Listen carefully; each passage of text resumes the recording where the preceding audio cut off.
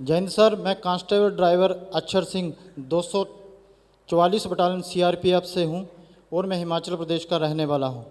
G20 सम्मेलन में sir बाहर से जितने भी राष्ट्रीय अध्यक्ष हमारे मेहमान जो आए थे, उनका मेन टारगेट चलाने की ड्यूटी और उनकी सुरक्षा की जिम्मेवारी हमारी सीआरपीएफ को दी गई थी।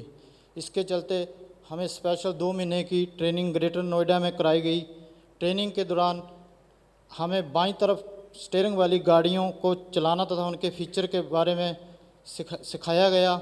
उसके बाद सर मुझे मेक्सिको के मिनिस्टर ऑफ इकोनॉमिक की गाड़ी चलाने की ड्यूटी मिली। मैंने उनके साथ 3 दिन ड्यूटी किया, मुझे बहुत अच्छा लगा। हम सबको ध्यान में आता होगा कि इतना बड़ा जब इवेंट करते हैं तो लेफ्ट हैंड ड्राइव भी सीखना पड़ता है। यानी प्लानिंग में कितनी बारीकियों की ज़रूरत पड़ती है इसके अंदाज मिल सकता है आपको। जय हिंद सर, मेरा जय नाम हिंद। पिंकी रानी है और मैं हरियाणा से एक छोटे से गांव गोची से बिलोंग करती हूं। सर मैं फ़िलहाल दिल्ली पुलिस में as a sub inspector Mukherjee Nagar थाने में पोस्टेड हूं। और सर G20 शिखर सम्मेलन के दौरान मेरी ड्यूटी तुर्की देश की प्रथम महिला श्रीमती अर्दोगन के साथ लगी थी। एक बार मैं मैम को दिल्ली हाट हम लोग लेकर के गए। सर मैम एक कपड़े को छूकर जानना चाहती थी कि ये कपड़ा कौन सा है और इसका हम कहाँ कहाँ उपयोग कर सकते हैं। सर मुझे तुर्की भाषा नहीं आती और सर मैडम को हिंदी भाषा नहीं आती थी। तब सर हमने G20 ऐप का सहारा लेकर के उस भाषा का अनुवाद किया और दुकानदार को ये समझाया कि मैडम को क्या चाहिए। लेकिन उनको समाधान हो जाता था, ये जो इंटरप्रिटेशन होता था उससे? हाँ सर, मैम जो भी पूछती थी सर मैं उसका अनुवाद उस ऐप के ज़रिए कर लेती थी। आपको कभी इसके पहले किसी विदेशी मेहमान के साथ काम करने का नौबत आई हो, अनुभव हो, ऐसा कुछ? नहीं सर, ये मेरा पहला अवसर था जब मैंने किसी विदेशी के साथ नौकरी करी, जो ड्यूटी करी। और सर मैं उनको बहुत अच्छे से प्रभावित भी कर पाई। चलिए बधाई हो आपको, आपने तकनीक का भी बड़ा भरपूर उपयोग किया और मैं मानता हूँ हमारे पास जो तकनीकी ताकत है वो भी दुनिया को प्रभावित कर सकती है। मैं inspector Suresh Kumar, G20 summit के दौरान मेरी ड्यूटी भारत मंडपम में L1 में बायलैटरल मीटिंग रूम्स की सिक्योरिटी के रिगार्डिंग थी।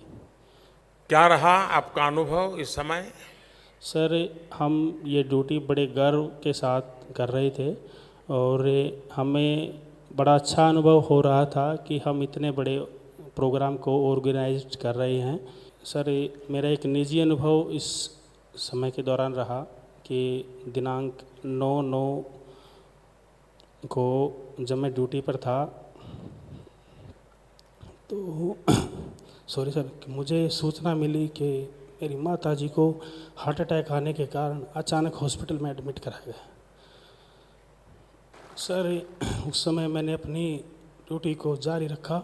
एक मन कह रहा था कि आप माँ के पास जाइए, दूसरा मन कह रहा था नहीं, आप इस देश को गौरव हैं और अपनी ड्यूटी को कंटिन्यू कीजिए।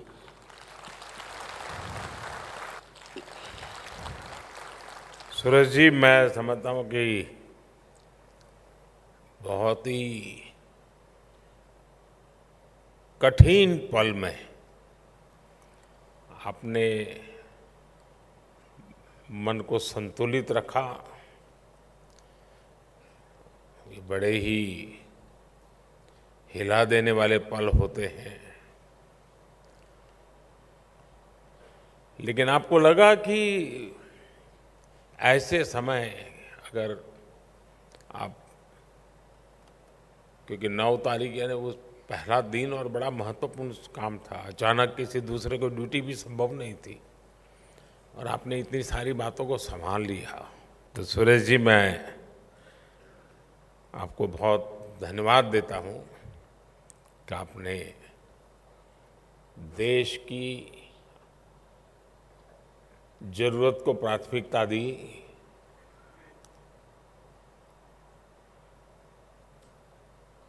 व्यक्तिगत इतनी बड़ी घटना,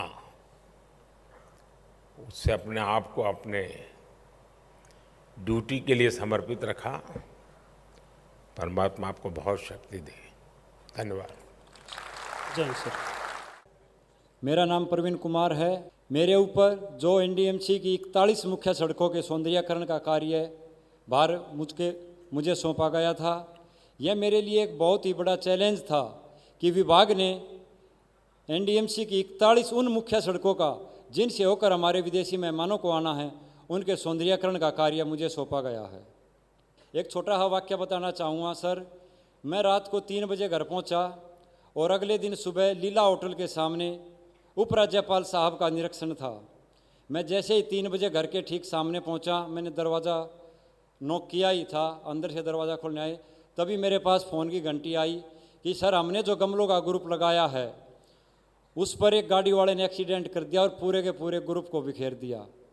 मैंने तुरंत अपनी बाइक को अंदर भी नहीं घुसा मैं। मेरी माताजी कहने लगी फिर आया क्या करने था, दरवाज़ा खटखटाने या अपना चेहरा दिखाने।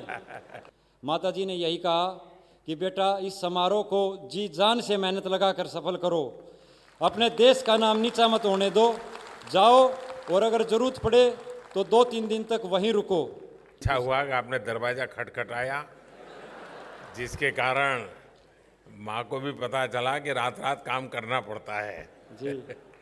मेरा नाम रविंदर त्यागी है।